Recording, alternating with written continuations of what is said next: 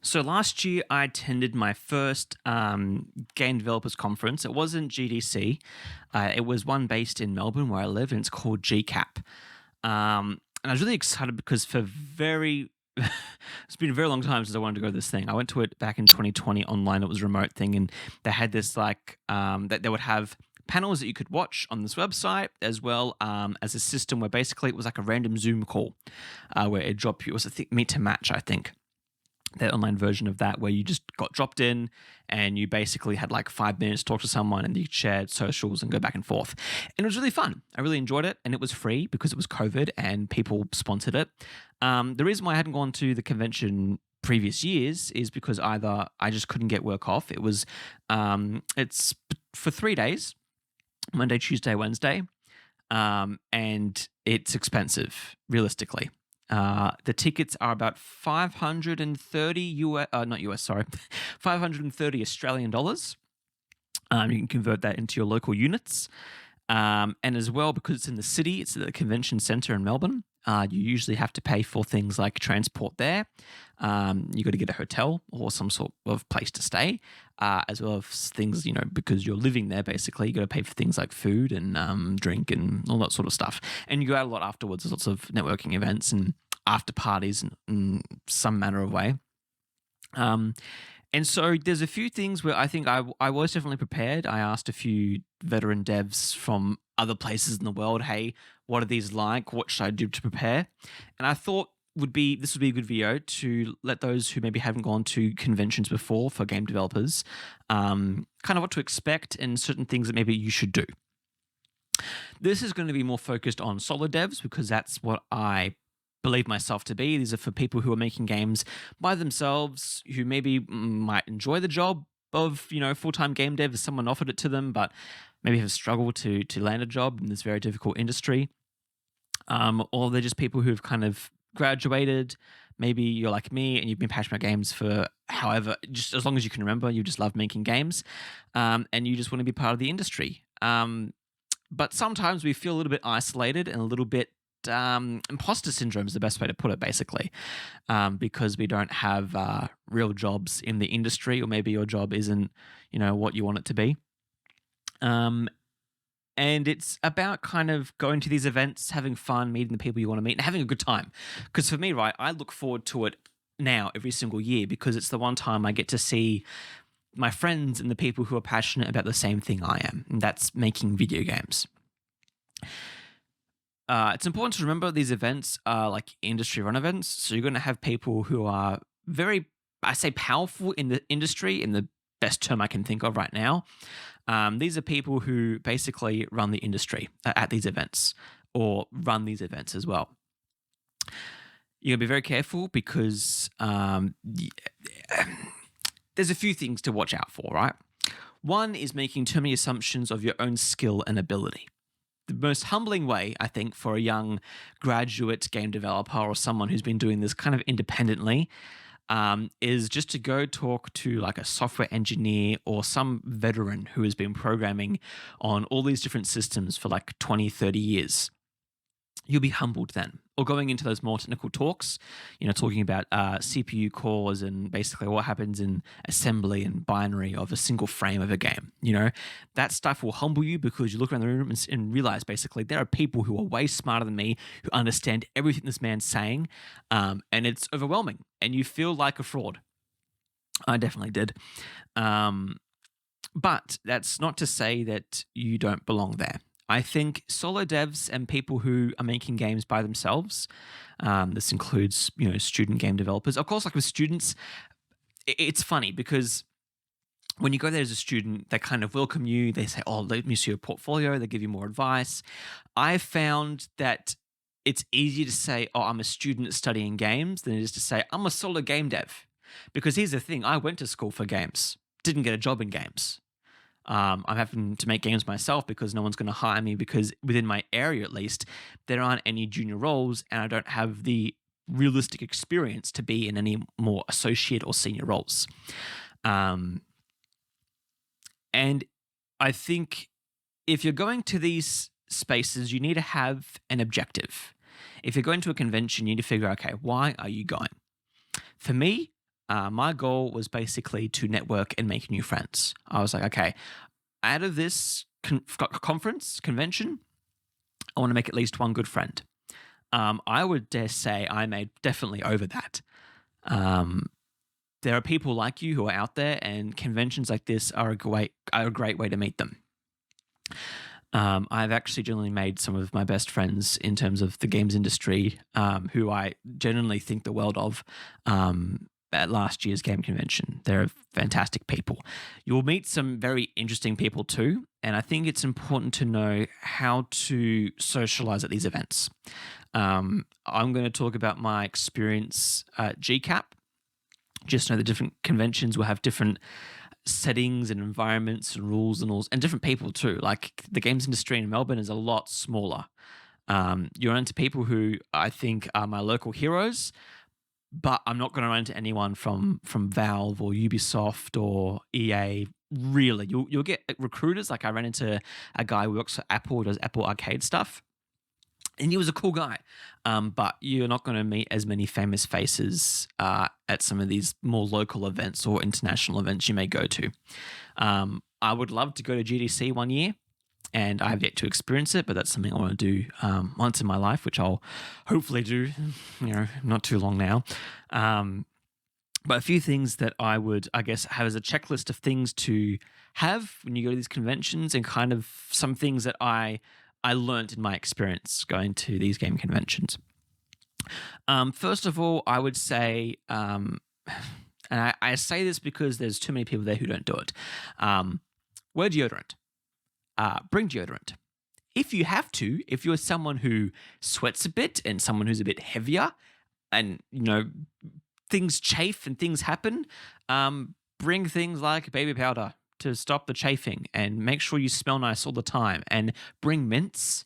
Gum's kind of gross. Just having a mint that you can suck on is a lot easier and nicer to have. Or even the Listerine strips, just something to chuck in your mouth after you've eaten lunch or something, can go a long way. And it's more about, because obviously in these conventions sometimes you'll be in tight spaces and you don't want to be stinking and then being close to someone because they might want to talk to you. You just smell gross, and people are repulsed by smell more than anything else. So smell nice, smell good. Wear and get comfortable shoes. I prefer some sort of sneakers. Flat shoes are not going to be good for those walking with your heels and your foot arch and whatever. But you can even get nice dress shoes. Like I found a pair that were kind of more presentable and they were good to walk in. They were quite comfortable. And obviously wear pants, or just clothing in general that is clean and presentable and comfortable. T-shirts like these and like company, just regular T-shirts you get at like game conventions and stuff, I think are all right. If you want to make a good impression, if you have any meetups with people on that day, maybe wear something just a little bit nicer. Because here's the thing, in terms of game dev stuff, it's not very hard to dress really nice. No one's going to be there really with a suit. But even just wearing like a polo shirt, button-up shirt, something nice like that will actually make you seem quite presentable. But it's also important that you don't come off, better than thou. Because here's the hard part too. As game developers and solo devs especially, we don't get out much. We don't socialize much. And these conventions happen like once a year. So you have to like break out all of your social cues and how to talk with people. Got to rework all of that again. That's something I think some people are great at, some people aren't. You can train yourself by going out more weeks before the convention or whatever. Meet some new people that way. But yeah. So anyways, go back to the actual like practical things you should bring. So comfortable pants that aren't too tight or revealing or constrict you in any way. Having, the newer generations of youth are wearing, not as like I'm coming from a zillennial point of view where it's like millennials, but I also know some things from Gen Z, Z. And millennials, we always liked very tight pants, skinny jeans and stuff. Not fun at conventions when you're sitting for long periods of time or walking around from different rooms. Just wear something comfortable, something that you. Here's the thing too, don't wear the same thing 2 days in a row. You can mix and match. You can change your shirts because these people go, oh, okay, maybe a different pair of pants as well. And you maybe wear things again a different day. It's all about making an impression. And I know people shouldn't judge and people should be kind and respectful of others, but at the same time, people are going to do it. So it's good to make a good impression to these people. So yeah, if you've got a favorite shirt or you got company shirts, like that's fine, whatever, you can do that. What you should bring or have prepared. If you have a game that you are working on or have worked on, having a list or even a laptop that has the builds on them, fantastic. Bring them. Bring them, because there will be publishers there or people who know of people. If you can just show them a build of the games that you've worked on in the past, it can either get you a job or a publishing agreement or really good feedback. If nothing else, really good feedback from people who make these things for a living. Also, if you are networking with people, I suggest updating things like LinkedIn, Twitter, Instagram, Discord, any social that you're okay with using or having as your go-to. People are less inclined to use Twitter now because of politics and stuff, and it's not as fun to use and whatever. So LinkedIn is good. Discord, you're going to get lots of people who are wanting you to join the Discord server, and then you'll leave after 6 months because you realize you never went into it. And emails. But the key thing I think you should do, especially if you're here to network, which I was, what I did was I printed business cards with a QR code that it went to a YouTube playlist, which I wouldn't do now. Instead, I'd do a landing page. So what you should do is create either a link tree that has all your socials and all the things people can contact you or see about you, or make a full-on website if you're so inclined to do, and then get business cards. I know people say they're outdated and people do these digital business cards. Business cards are really good because if they like you, they will keep those business cards on them.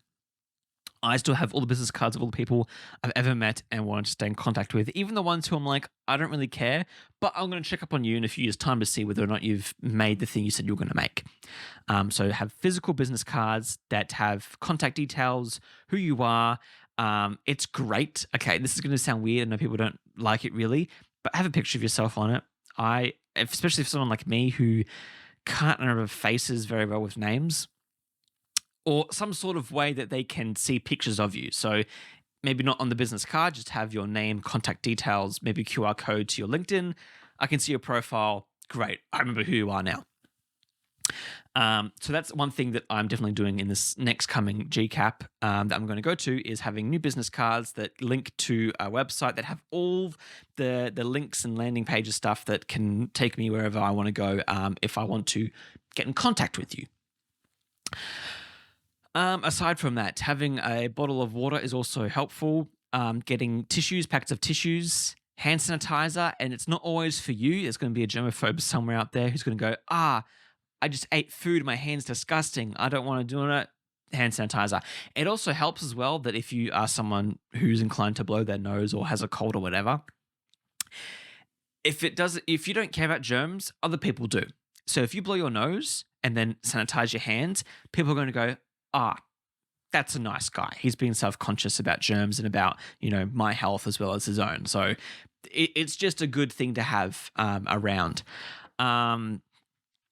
I'm trying to think of other things you should have. Headphones, phone charger. If you don't, get a power bank. Most of these convention centers will have free charging somewhere, but it's also really helpful to have on your own, because even when you go out afterwards to the after parties and someone's like, oh, my phone's dead, you can be the cool person that says, hey, use mine. There you go. And it just, makes you a cool guy. I think that's everything realistically. And just be prepared for everything. Especially in the time of year that I go to GCAP, the weather is kind of switching from this spring, winter to this really hot summer. And so things kind of go back and forth. I had a raincoat, which I'm glad I brought. Umbrellas would be helpful as well. Bringing both pants and shorts if you're a shorts person, or dresses and skirts if you're wearing that. because even though it's hot or cold outside, it could be the total opposite inside the convention center. And so there's times where you have to kind of experience and, figure all that stuff out. If you're someone who gets anxious when it comes to planning and figuring things out, if you can, if it's all possible, go to where the convention is going to be early on. Maybe ask the help desk, hey, I'm coming here in a few weeks. I get kind of nervous with these things. Could you tell me a little bit about where things are going to be or they're placed? Or look up YouTube videos on people who've gone there in the past and you can kind of figure out how things work out. Now, my key bit of advice I would have for those who are especially going to network, and here's the thing, when you go to these conventions, you don't want to come across as the person who's just there to get a job or just there to get money from someone else. Industries like this are very small. And when you go to events like these and people become aware of you, they will warn their friends who also have, access to opportunities for you about whether or not you're a good person to be around or to have, or, they should be concerned about. So always ask people for their names, or if you know them, say, hey, I'm so-and-so. I love your work. I've seen this about you. This is fantastic. And with conversation, right? Don't expect a single person to come up to you and say hello. I did a test, okay, in the three days that I was at GCAP.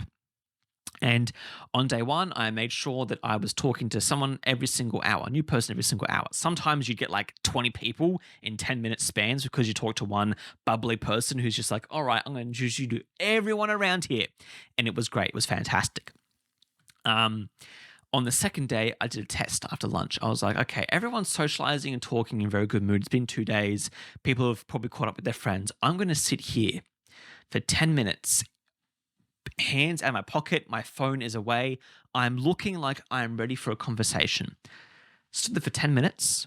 People walked around. People saw me. I made eye contact. After 10 minutes, not a single person came and said hello or introduced themselves. Every single person I met, initially I said hello to them first. And so don't expect anyone to come and say hello to you. If you need to, find a friend to go with who can help you say hello to new people. If this is a really hard thing for you to do, find, or even talking to one of the organizers or people you may recognize, saying, hey, I'm nervous. This is terrifying for me. This is my situation. Can you help me talk with some people? And they'll be probably more than likely inclined to help you or pass you on to someone who can basically be your buddy for the convention. Now, I'm just going through all the things I've said. So I've said all the things that you should kind of bring and prepare for. If you've made games, be sure to have them prepared and ready on a website that someone can go and have a look at. Bring business cards.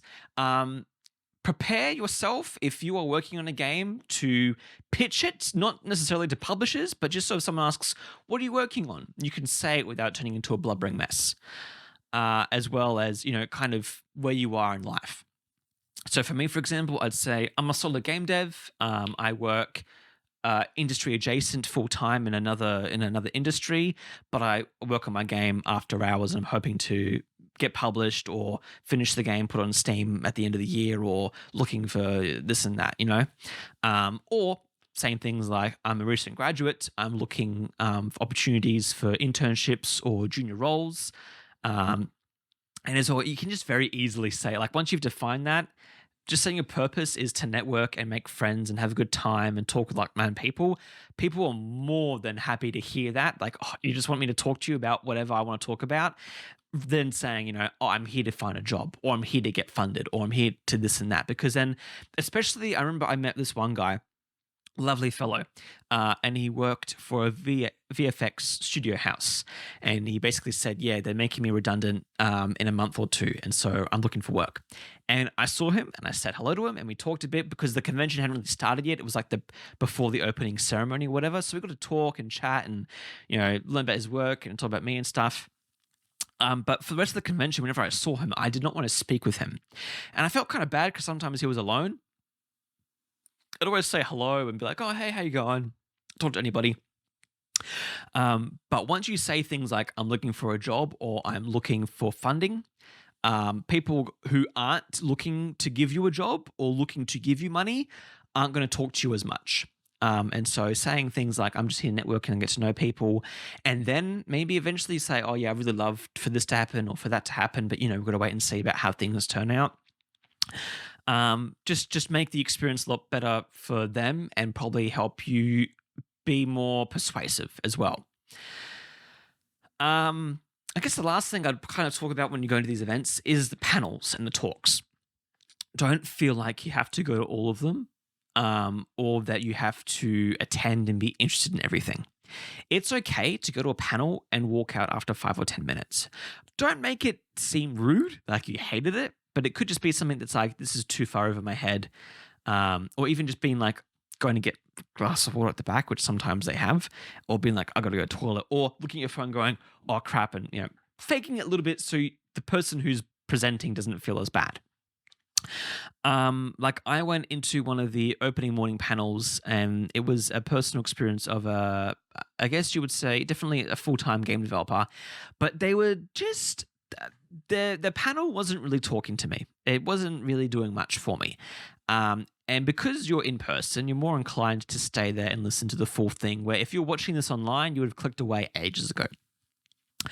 But for me, at least, as long as you can still leave, I would suggest that if you feel like your time's being wasted, especially if you've spent your money going here, then go out. Especially like if you're, sometimes I'd go in with people that I know. I'd be like, hey, this one's kind of boring. I'm going to be out the front talking with whoever's out there, or I'm going to go get a drink. This one isn't for me.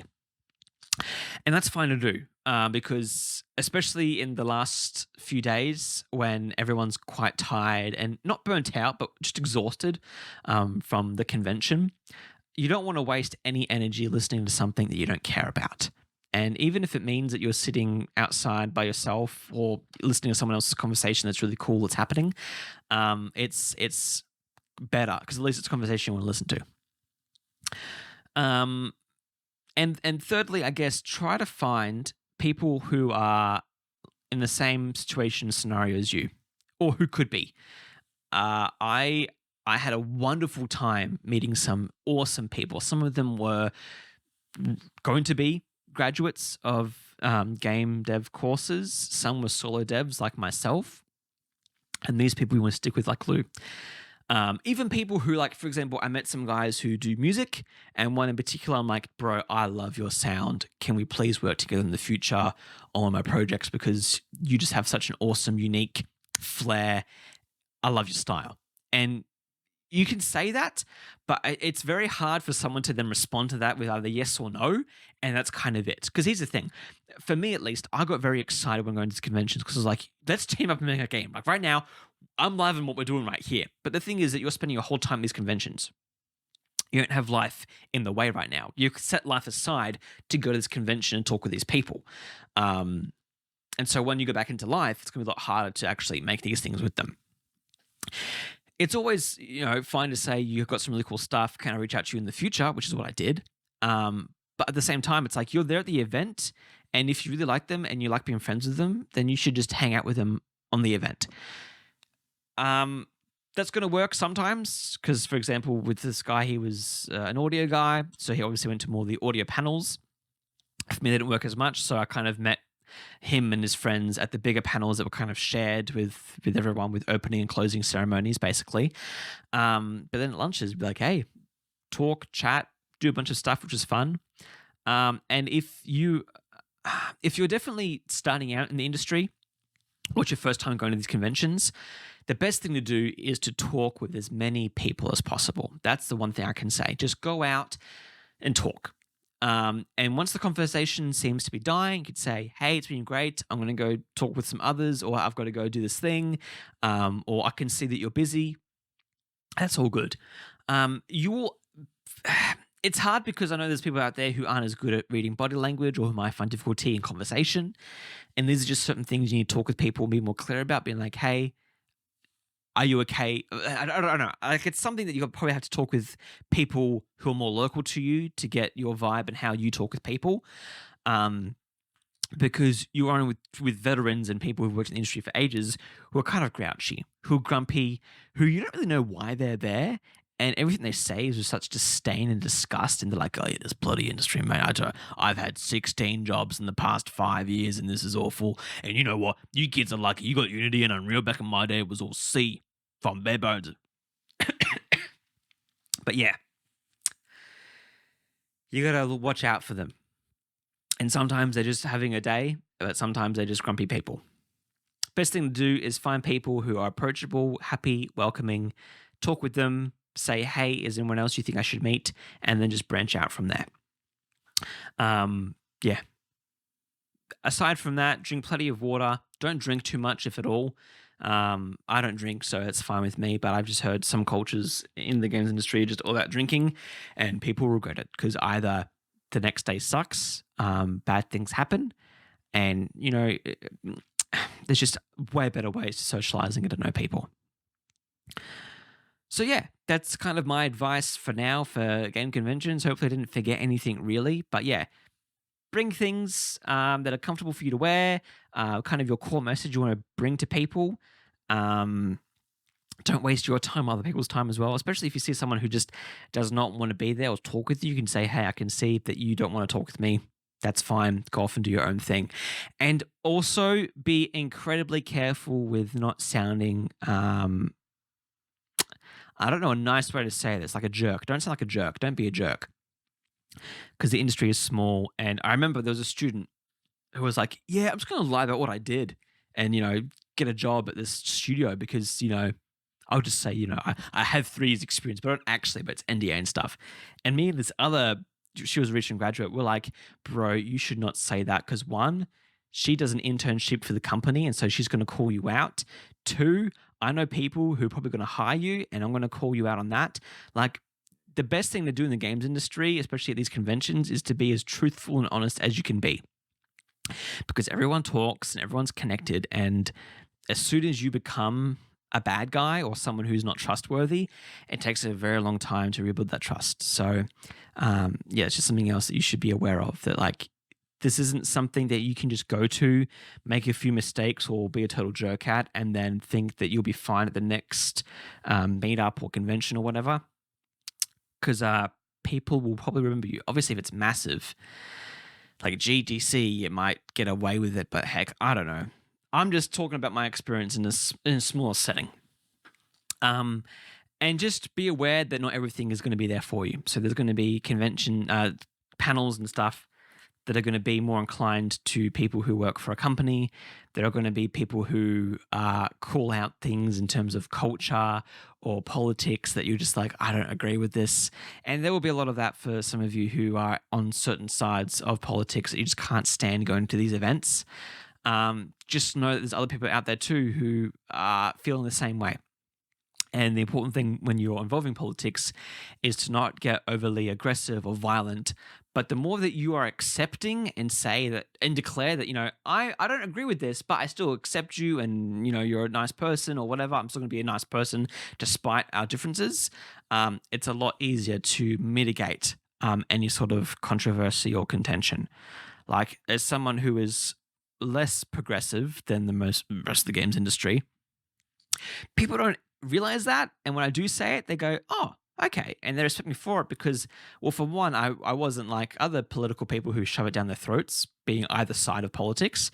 And the other thing too is that people, have this pre-notioned idea when you say that you believe or support certain things. I think it's better to not label things in certain regards. I did a video about solo game dev and indie game dev. That's something that's a bit more, it's clarification, on what you are and who you are. But a lot of other things, being a nice person shouldn't mean that you're progressive or conservative. It should just mean that you're a nice person. And so when you get involved in discussions and debates about certain things, and people are very political in certain areas of convention spaces, like there's going to have some very vocal people. It's important to be nice and to be kind and to be patient and to be more level-headed, because then other people who are witnessing that will realize, okay, that's the person that I want on my team, because under pressure, they work fine. They're still nice despite the other person attacking them or any sorts of things like that. So it's just, yeah, and another important thing that people should be aware of. Don't Don't go to these conventions with a political drive or message you want to send or fight against, because that's not what we're there for. People will, of course, bring that baggage to those conventions. I don't think they should. But go there because you want to make games and you want to find people to make games with and, make friends with as well. That's a really important thing. So, if anything in this world, we need more people, whether you're a solo game dev, someone who works at a company or publishing or whatever else, just to all get along. If we can make an industry that is more welcoming and accepting of everyone, that'd be fantastic, because sometimes we're not very good at that. Anyways, this has been a long-ass video about conventions and what to prepare for, and a ramble about a bunch of other things. But yeah, that's been my experience. I'll let you know if I learn anything in this next GCAP, and comment down your questions as well. If you have anything about, being a game dev, solo game dev, convention spaces, any stories you might want me to tell or share. I've been doing this little series now where I'm just turn on the camera and the microphone and rambling about a topic, because that's fun.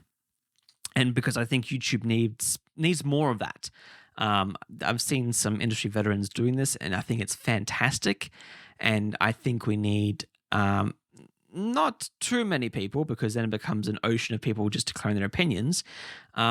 But I think we need some solo devs to come out and really help people who are confused and scared because they don't know whether or not they're going to even be welcome in the industry. Just know that you are welcome if you love making games. We need to find our spaces where we can all kind of work as an industry together. We have people who are very successful indie devs who make $1 bajillion. You've got the AAAs who make $1 bajillion. AAs, you got your solo devs, and I think that solo devs is where people are really trying to find their stride, because it's a very appealing from outside. Like, oh, I want to be a solo game dev. That sounds fantastic. But we need to find more ways to help nourish solo devs and to help people realize whether or not there's a thing that they want to do.